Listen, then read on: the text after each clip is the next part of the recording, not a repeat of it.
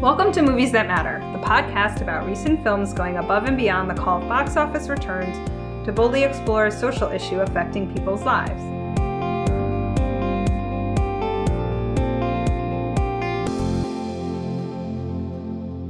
I'm Nicole Finari. And I'm Stacy Moore. And with us today is... Garrett Eberhardt, friend of the show. Yay! Welcome, Garrett. We're happy to have you. Stacy, what movie are we going to overanalyze this week? This week we're discussing Detroit, which chronicles the riots that took place there 50 years ago this summer, as well as the brutal proceedings at the Algiers Motel, where police killed 3 unarmed black men during interrogation and left several others with injuries. Directed by Catherine Bigelow of Hurt Locker and Zero Dark 30 fame, we watched the city of Detroit become a combat zone. Cool. So where do we begin? I don't know. Garrett, you're our guest host. I'll do the honors. What did you think of the movie? So the movie's been controversial. If you follow movies at all, I'm sure you've heard there's been controversy over how Catherine Bigelow executed the film, whether or not it was appropriate for a white director to tackle this subject matter. Me personally, I love the film. I thought it was very good, very well done. I've been telling people that it has the potential to go down as one of the most important films of the 21st century, just because it's an all-encompassing and unflinching look at American policing, race in general, as well as the justice system. So I was very impressed. Cool. All right. Well, you sort of previewed your social impact score for when we got to that part, but yeah, there has been some controversy. So should we just talk about the violence and the level of violence in this movie? So longtime listeners to the podcast will recognize, maybe through hints over our various shows, that Stacy and I's appetite for violence is different. Mm-hmm. You're much better with it than I am. I thoroughly enjoy I enjoy unrealistic violence. Okay. So I love a good sword and sandal epic. I love a good cowboy shoot 'em up. I love watching Asian people kick the crud out of each other. Okay. Like a good kung fu, like Hong Kong cinema. But I love it. Right? Okay.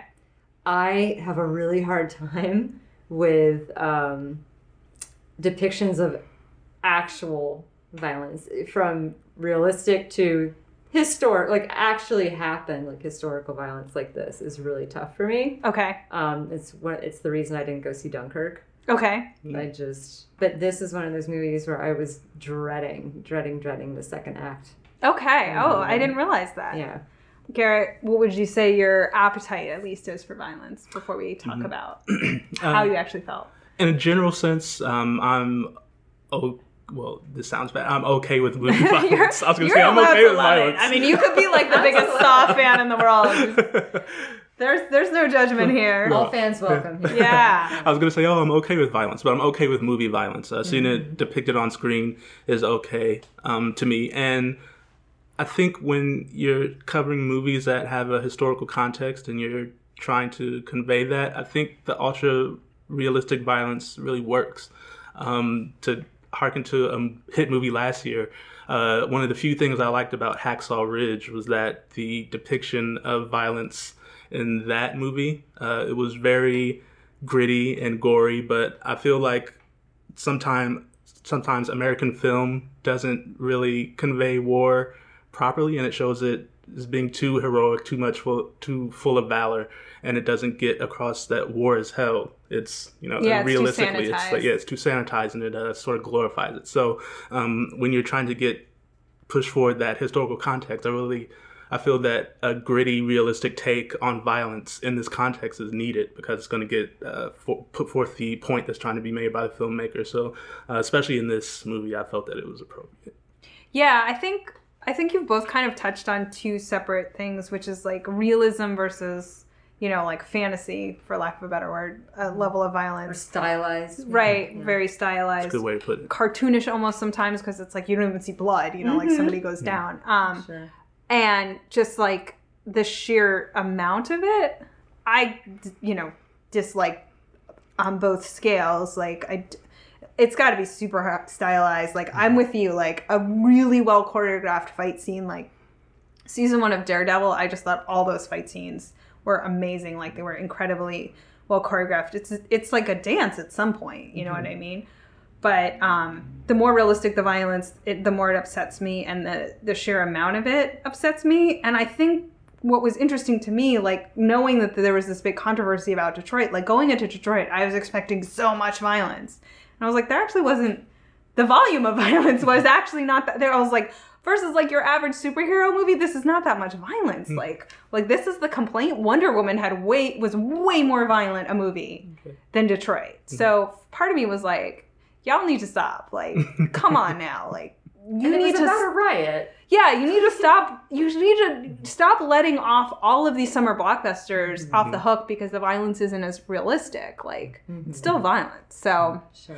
Go ahead. I think what bothered a lot of people, just to talk about the other side, the people that had a problem with it, particularly in African American circles, just because we're inundated on the news with stories of police violence towards Black people, and seeing those videos of Terrence Crutcher getting shot or Alton Sterling getting shot. How people watch those?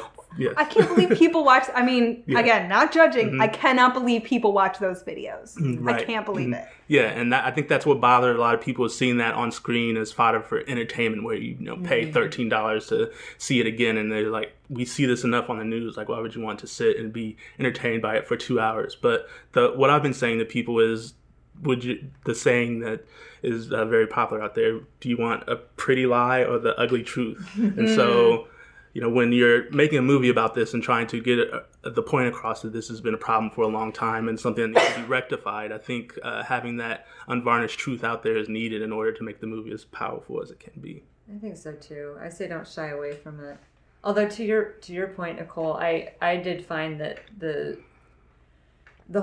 sequence in the Algiers motel didn't have a whole lot of actual, violent kind of contact points.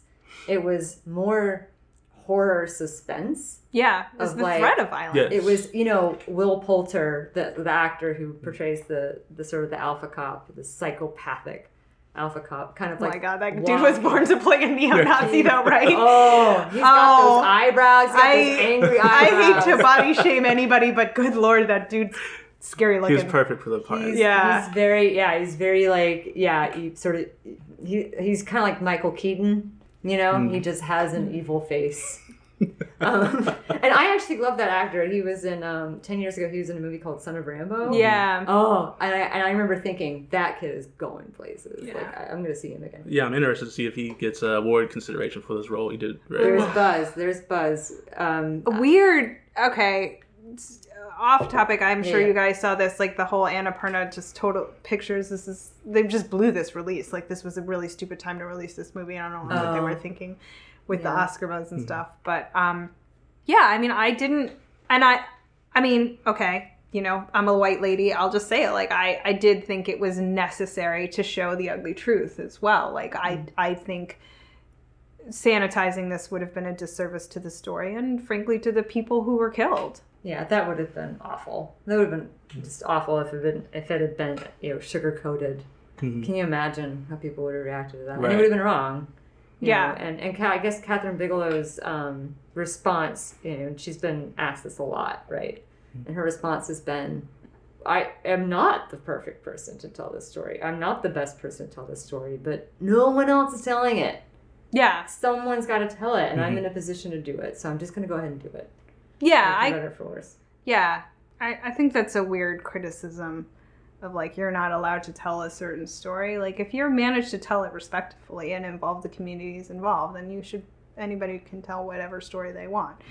To me, what goes wrong is, was the Adam Sandler film where like all the Native American consultants like quit and were like, this is super offensive. Like I can't be behind this anymore. Like, another good contemporary example is Confederate, which is another sort of piece of entertainment with racial overtones. And the reason why I'm supportive of Bigelow doing Detroit as opposed to the guys from Game of Thrones doing Confederate is our track record on this is either blank or not as bad. With Game of Thrones, it had a a controversy with them putting in rape scenes that weren't in the book. Right. So they have a history of insensitivity that makes you worry about how they're going to handle a subject matter such as Confederate, whereas Catherine Bigelow doesn't have that baggage. So I think talking about the appropriateness of different filmmakers or creators tackling different subjects, to me, it's more of an individual thing. What's the history of the individual? How do you think they'll handle it, rather than just blanket saying,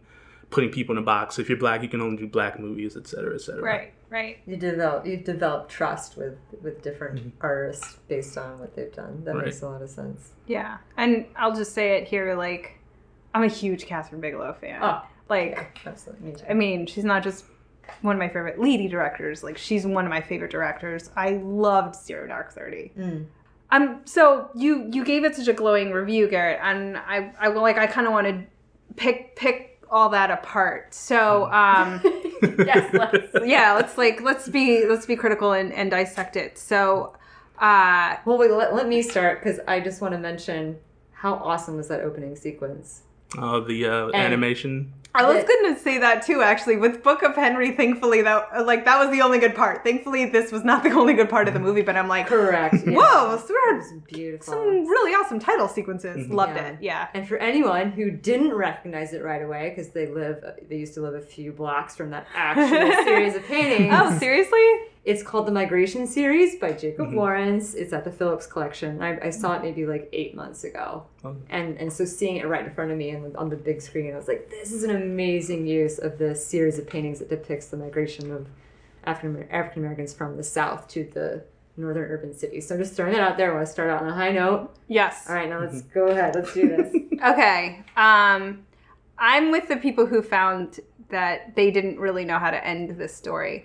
So absolutely. I think what ended up, for me, the criticism I would make is the narrative arc didn't come off. Like, the first piece of the first act, for better lack of a better term, of the movie is, I mean, she just nails it. Like, this is the movie, like, I could say most seamlessly integrated real footage with filmed footage. Like, there was real footage in there? Yeah. I did not even know that. Mitt Romney's dad giving that speech, like some of the films, you were like the grainy film, I mean, if anyone who does costumes doesn't get an Oscar for this, like, I mean, everybody just looked right, like it looked like the 60s, like it just blended seamlessly with any real footage you ever saw. So like the aesthetic, and with the opening titles, it came across very much like this was going to be a documentary almost. Then you sort of switch to the hotel and you start to get to know people, but they haven't really become people in your eyes in the first third of the movie. So then how do you wrap that up? Like, well, now there's a narrative arc that you started too late, frankly, and they didn't know how to end it. It was definitely not your typical 3-act. It was like 3 acts, and these 3 things are totally different. It was like 3 short films. Yeah. Almost, right? Not a complaint for you, Garrett? No. I could see how it's jarring getting from that first act where they're setting up the environment of Detroit with the riots and how the riots started, and then starting us to follow the singer into the incident at the motel and the aftermath of that. But I felt from the second act to the third, I felt they all were woven together pretty well. It wasn't a jarring jump for me. The ending is sort of a melancholy thing, and it just abruptly ended. It's like, well, that happened. Yeah, but I mean, that's... I think part of that is why I like it so much, is because it's an analog to real life. The things just do end. It's true. We watched Philando Castile get shot on TV. The cop gets off after a long trial. Yeah. And then it's done. Yeah. Yeah. I will say, though, especially like in comparison to Dunkirk, like it just lends itself that way right now. Dunkirk really used score a lot to create the tension, and this movie just used cinematography. Like, and I normally absolutely hate shaky cam, to the point where like I saw one Lars von Trier movie and I had to leave because I got motion sick, and I tried to watch Melancholia and I'm like, I'm gonna throw up. Like, I can't. The shaky cam like affects my motion sickness. Yeah, like it messes me up. But here I was like, damn, I'm nervous. I'm freaked out. I'm in total panic mode at all times. Like, I just thought, I was shaking. Yeah, the cinematography just was impeccable in creating like the suspense and the sense of panic and disorientation of the riots themselves, and then in the Algiers as they're going through the quote unquote torture sequence. Yeah, it made you feel like you were there, and it's almost this shaky cam, and it's almost documentary style, so you feel like you're there, really encompassed in the film. And like you said, I agree with you that really added to what we saw on screen. Yeah, very emotionally affecting, but Bigelow does that with all of her films. I think you really emotionally connect, and I didn't think Detroit would be such a good fit for her. But it really was. It looked like combat journalism the whole time. It was a perfect fit for her. She made you feel like, oh God, I felt for the serviceman in that. Was he on leave, or was he come home permanently? I'm not sure. But how must he have felt like leaving Vietnam and coming home to Detroit to find himself like in harm's way and not knowing if he would survive the night is. And being accused of being a pimp, and like the whole, well done in ratcheting up the tension of having, like the two white girls, and you're like, are they going to get raped? Like, what's going to go down with that? How are they going to kill the black characters for being anywhere near a white woman? Like, I got this sense. I don't know if this was intentional or not, but I got this sense that at the beginning of the evening, the two white women characters kind of think that they're exempt a little bit, and you soon realize like you will not be spared.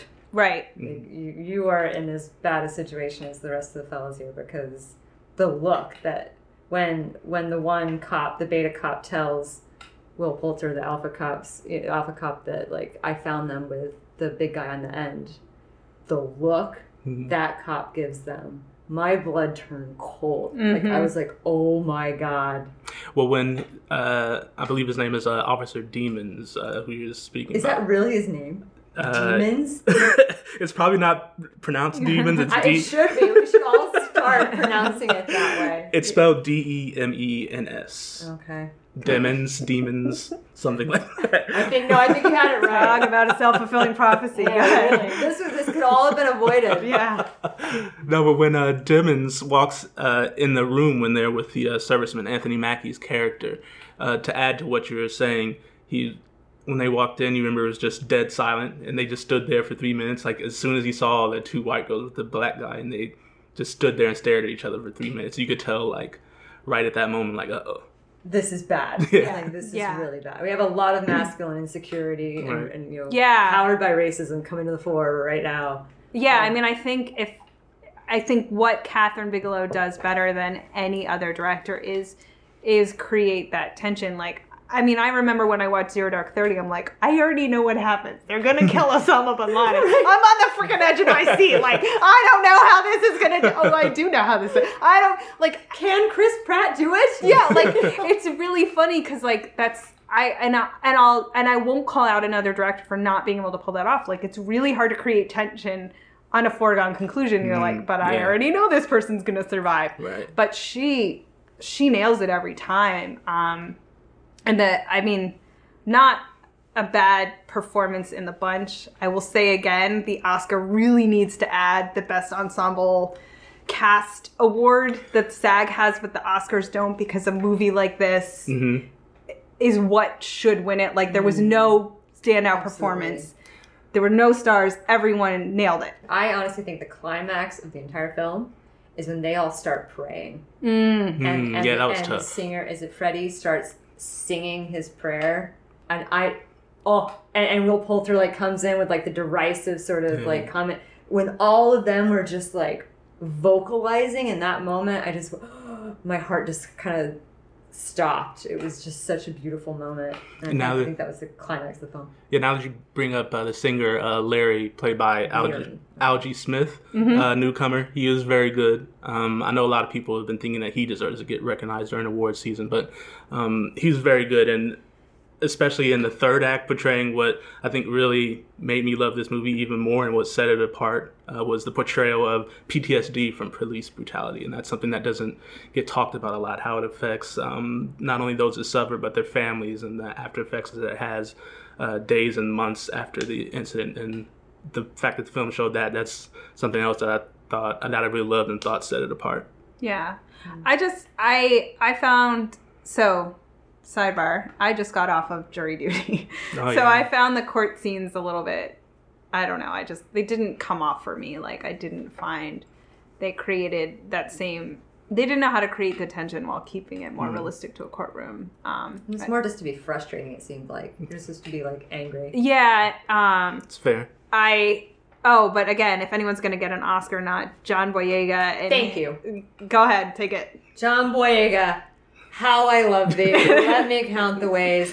He was only in the film, maybe, if you want to aggregate all his scenes, maybe 20 minutes, wouldn't you say? But every scene he was in, I was riveted. Mm-hmm. His performance of someone who is, like, very conflicted, yes. wanting to think the best, but still knowing and being cynical enough to, like, put himself in between him and others, between them and harm. When he is being interrogated, God, and you see his hands shaking, and it's just the way his face turns. Yeah. I was distraught. I was distraught. He nailed it. Oh God, yeah. So I definitely I want to point out absolutely John Boyega. Yeah, that his performance was one of my favorites as well. He really cemented himself as a rising star to me in this movie, and the way they handled his character and how it portrayed something that I see a lot as a Black person, where particularly with that generation, Melvin Dismuke's generation, where they sort of go along to get along, and then trying, like you said, Stacy, hoping for the best and saying, maybe I can, by behaving in this manner, I can sort of turn the tide and sort of smooth out the situations, have it to be less tension, less attention put on me and others, and just trying to save people by doing what they think is the right thing, even though in the back of their minds they know, this is wrong and they're going to target us no matter what we do, but hoping for the best. And I thought that it was very innovative in how they got that through his character. Is it a defense mechanism that yes. he has, maybe? Okay. Yeah. It was so hard to watch him. It's so hard. Towards the beginning, even, like his first scene, right? I was rampantly giving advice to the screen. Yeah, right. I was like, don't go over there. Don't do it. I was like, this is a bad idea, and I don't think you should do it. It's a classic thing you see from people that are bullied by people stronger than them, where, you'll see a quote-unquote nerdy person, and the way they try to deal with their bully or their tormentor is to try to get on their good side. Like, hey, if I'm nice to this person, they'll leave me alone. That's a good analogy. As we see in this movie, that's not necessarily And true. then you become the fall guy because you're the one Black dude who was there while everybody's thing was going down. I have one more thing that I wanted to cover, which in sort of the Martin controversy, I thought it was interesting, like, Zero Dark 30 was heavily criticized for implying that torture gave actionable information, and Catherine Bigelow caught a lot of crap for that, as did Mark Bowl, the writer. Which I disagree with on content, but go ahead. Well, interestingly, this movie absolutely shows torture doesn't work, and they didn't get, like, any, useful information. I was like, I thought it was interesting how they, how she sort of flips the script on, like, trying to get people to talk by using, scare tactics. Yeah, and how ineffectual that can be. Yeah, we certainly don't know. I mean, I don't even know what happened. Like, I was watching the same omniscient point of view as everyone else. No one knows. Yeah, there's conflicting stories. So I read an article like, what was real about, which I'll post in the show notes. And they're like, nah, nobody really knows. Maybe there was a gun, maybe not. No one's too sure. Okay. To put in some actual sort of controversy so we don't all agree with each other. It's like, because shooting Black people in the back, pro or anti? No, but like... I'm going to go with con. Right.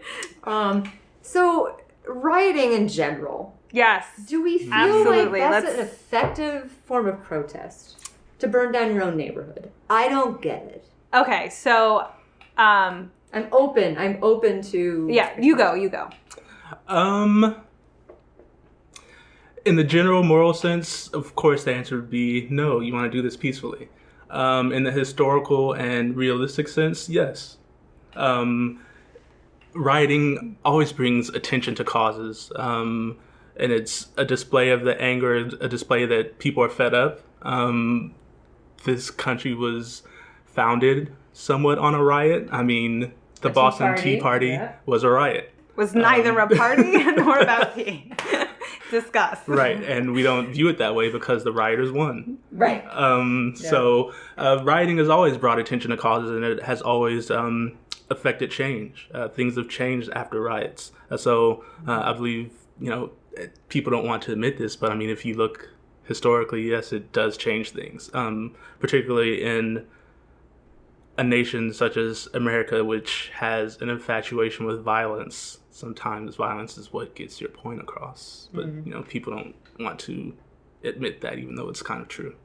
So I will say two things on this subject. One, I remember having read something about the LA riots, which I could not find, but I found another article, which I'll post to the show notes, about the whole burning down their neighborhood. And it's not their neighborhood. They don't work in those stores. They're probably in debt to those stores, or they have to go in. So the article talks about, like, you go into a 7-Eleven and, the owner just, like, monitors you as, follows with your eyes everywhere you go, waiting for you to steal something when you're a black person. Like, there's no sense that this is their neighborhood. And the article pointed out, when did rioters burn down anybody's house? They didn't. That didn't happen. Like, they're not actually destroying what they consider their neighborhood. They don't consider the local businesses as part of their community. They see them as just another symbol of their economic oppression.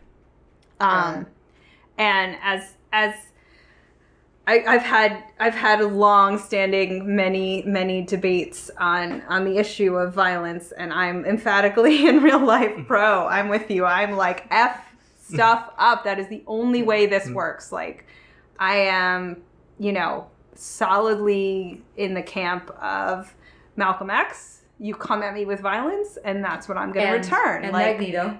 And Magneto, yep, I'm a bad guy. Who was an allegory for Malcolm X. Right. Yeah. So I don't think that things change unless people are willing to be disruptive. Oftentimes that takes violence. And I always say, like, we have labor rights in this country because people took bricks to their factories, people. Like,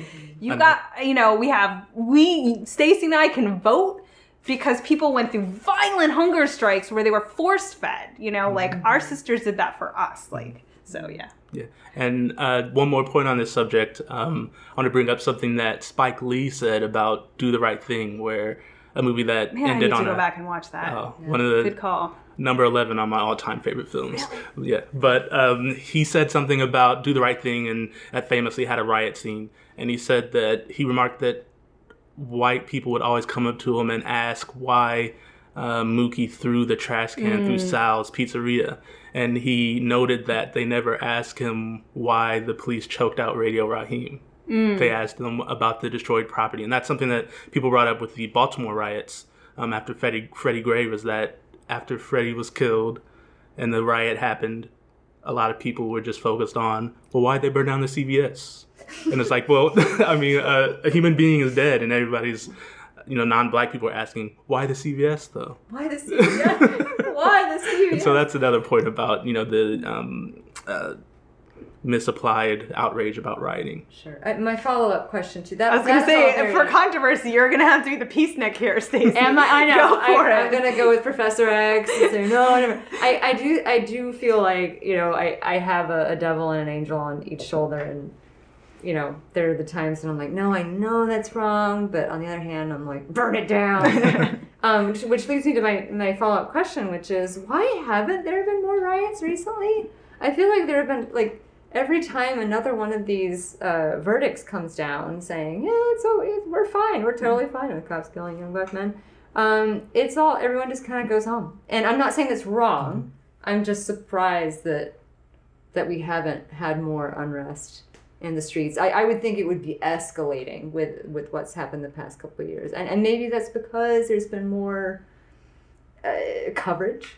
You know, maybe because people feel that they're being heard more, and before no one was getting heard. And maybe that, I don't know, this is all, I'm just thinking out loud right now. Yeah, I mean, I guess if you think, and please correct me if I'm wrong, because I don't have, I mean, I have not fatigue in terms of people being killed. Like, it's a tragedy every single time, but like, I just can't keep hearing about it. Like, it's upsetting every single time, and it's so many, and I can't keep them all straight.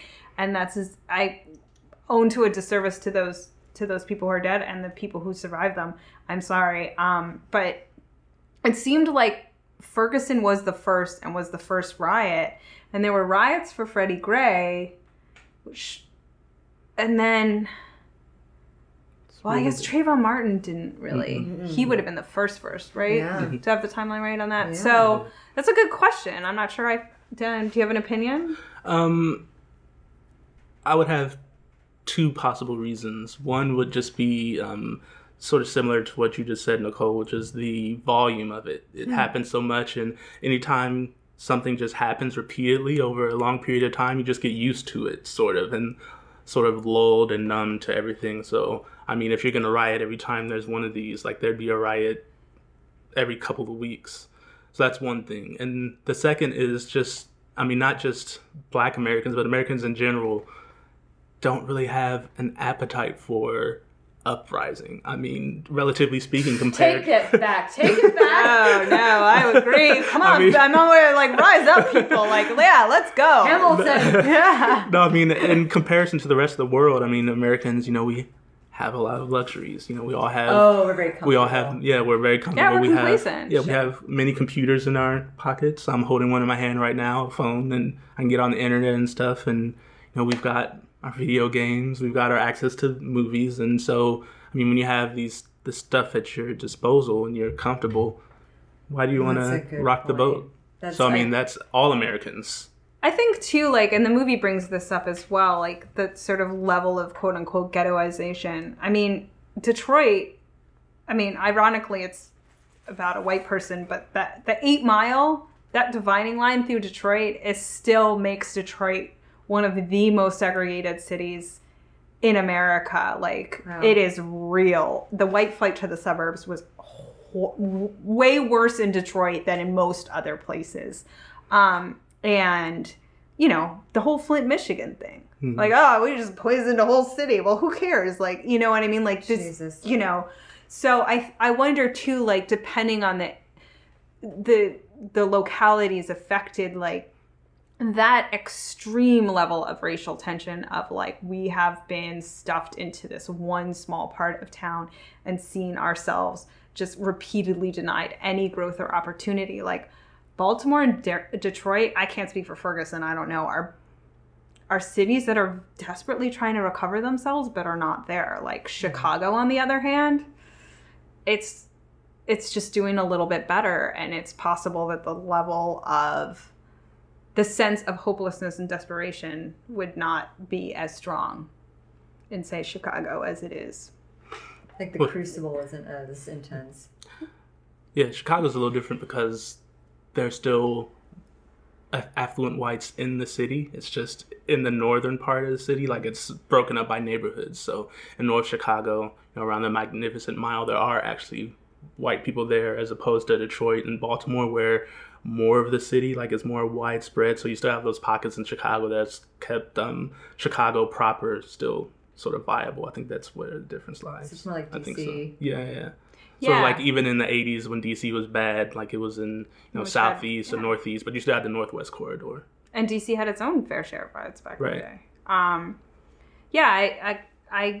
So I posit that, you know, there's an intensity question. I think you're right, like, you know, fatigue. I think it just becomes the new normal. And I think we're all right. Like, and I take your point, Stacy, that people actually feel like, hey, Black Lives Matter has gained a certain amount of traction. Like, people are actually having conversations, at least, about police brutality. And in fact, you know, when Trump famously says, start knocking heads together, many police commissioners came out and were like, no, we're not going to do that. Like, that's a bad idea. And we, no. I mean, New York has sort of wholesale gotten rid of its, well, not wholesale, but turned its back on open windows and like, street harassment of police officers. So I think people are seeing change, hopefully. Not enough. Legalize crime, people. Legalize crime. Yeah, that's what I want. I'm just don't make things illegal, and then we don't have this problem. Right. Anarchy. Yeah, no, totally. Vice crimes, I'm just like, I would end the drug war, legal prostitution. Like, I don't believe in any of that. Sounds like fun. Yeah. Well, slap a condom on it, like, tax it, like. I think we just got our image quote. Yes, I think that's it.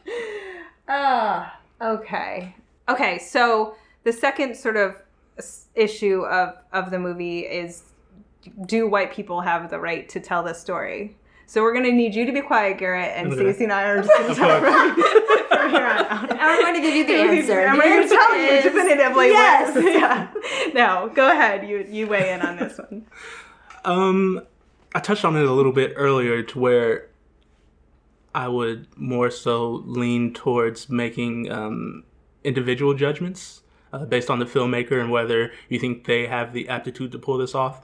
But saying that, I would be remiss if I didn't mention that we still have a reality in Hollywood where a lot of black filmmakers aren't getting those chances. Mm-hmm. So, it's very important to point that out where, black filmmakers, they only have so many opportunities to make films. And I can see the point where you're like, well, we only have so many chances to make these films, and here's something that's tailor-made for a black voice and a black creative input, and we can't even get that. So that has to be, weighed as well. So I can see both sides. Like I said, I didn't have a problem with what Kathryn Bigelow put on screen, even though when this was announced, I had my reservations. Like, they're going to have her do a film about Detroit's race riots, but it was well done. And like I said, I think it can end up being one of the most important films of the 21st century. I feel like it hit all the quadrants, from the brutality itself to how the justice system hasn't changed much with the all-white juries letting police officers go. And I also felt like it covered something that's not spoken about, like I said earlier, the PTSD and how that affects families. You see that from the portrayal of the father of one of the dead victims, Benga, I'm going to butcher his last name, Akinabe. Chris Partlow, right? From The Wire. Yeah, I'm like, oh my God, I'm so used to hating Chris Partlow as the hitman. Yeah, and it just really got through like how distraught he was when he was in denial about the fact that his son was died. Like, oh no, they've got somebody else, and he just went back to work. And then showing how just out of it and spaced out he was when he had to go identify the body. And then showing Algie Smith, where he no longer wanted to sing in front of white people, how he went to the church and asked for a job, and they said, aren't you overqualified? And he said, I don't want to sing at the clubs anymore, they're going to be cops there, it's not safe. And showing that PTSD, that was a nice touch and something that isn't spoken about enough. So, Kathryn Bigelow, even though she's a white woman, she pulled it off. So I think you have to look at it individually. Okay. Sure. And I agree with all of that. And I'll just add, I think ideally, okay. So, yeah, people who are in a position of privilege we're always going to have the responsibility to champion the causes of underprivileged people. Right. So if it was from Kathryn Bigelow's point of view, she had to do the movie. Mm-hmm. Her choice was the right one, right? And at the same time, like, Ava DuVernay can't direct everything. Right. She's a busy lady. Yeah. She's doing like a film every month. We need to, put more people of color in these positions, in these creative, they're out there. We need to put them in the positions to direct these films. Like, that's also important. Yeah. Right? So I'll take the analogy back in the day, and it's happily long since passed, hopefully. Actually, I shouldn't say that. Things seem to be going backwards sometimes. But we used to have, people would talk about whether or not gay couples should be allowed to adopt kids.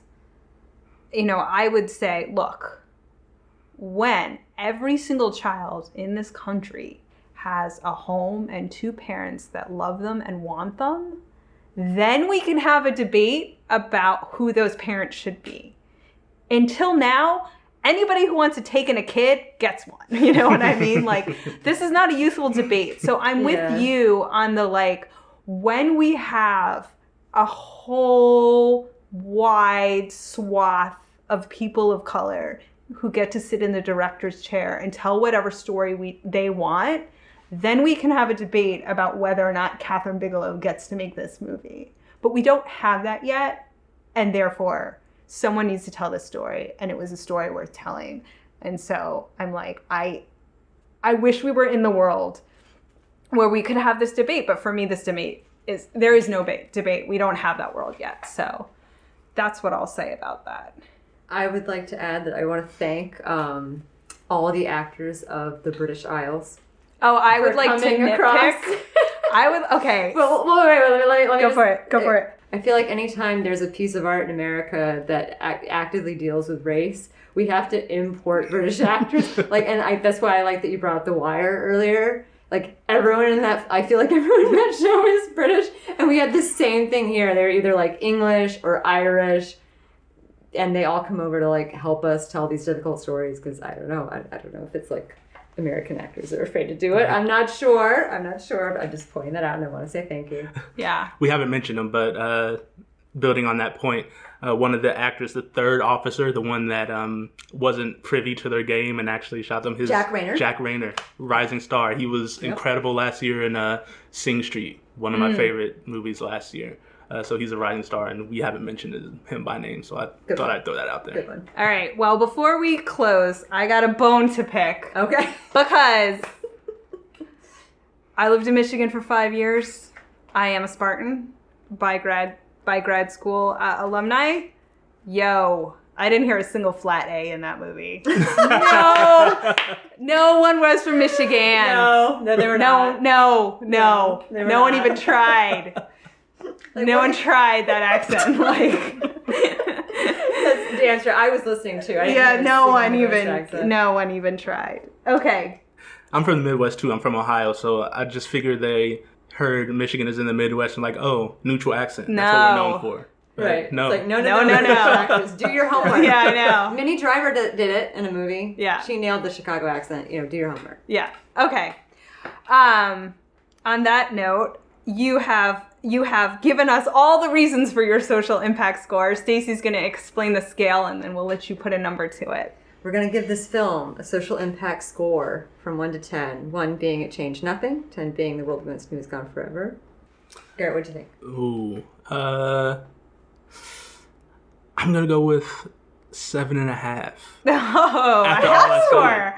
Making movies that matter history. Because just to give some context to that score, like I said, it was an all-encompassing look at American policing, the justice system, and race in general. It held nothing back. It was very visceral and raw, but it only gets a 7.5 because nothing is going to change. Oh, God. Oh, the cynic score. Stacy? The movie made $7 million opening weekend, guys. Yeah. People didn't go to see it. I chalked that up to it not having a happy ending. I think people were just like, they didn't want to sit through it and be sad at the end. Yeah. I mean, I don't think it had star power either. That's possible as well. Anthony Mackie being the biggest star. Right. Or John Boyega actors. Or John Boyega, yeah. Star Wars stuff. Mm-hmm. So, oh gosh. So I'll give it a 4. Yeah, that's what I would have given it too. Like, I think it's a decent movie. I hope it has an afterlife. You never know what happens in the DVD and streaming. I hope we're proved wrong, Garrett. But that's right. These scores are predictive. Yes, absolutely. Yeah. Big Sick is going to change rom-coms forever because I gave it a high score. Like, that's going to happen.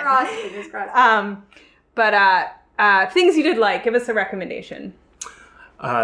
So currently sitting at number 5 on my top films of 2017 is a Australian movie called Hounds of Love. It's a debut from Ben Young, and Hounds of Love is about a couple that are serial killers, and they kidnap a teenage girl. And I love it because what I got from the movie, what I think its theme is, what I took away from it was how male relationships and I guess the patriarchy in general affects how women interact with each other.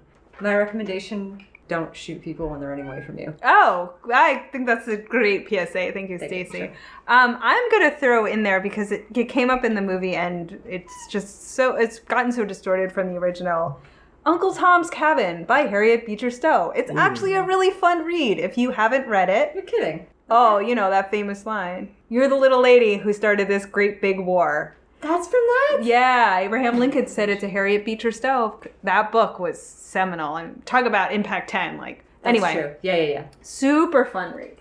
Alrighty, well, we hope you enjoyed this episode of Movies That Matter. If you did, please take a second to leave a review on iTunes and recommend it to your friends. Check out www.moviesthatmatterpodcast.com for links to things we've discussed.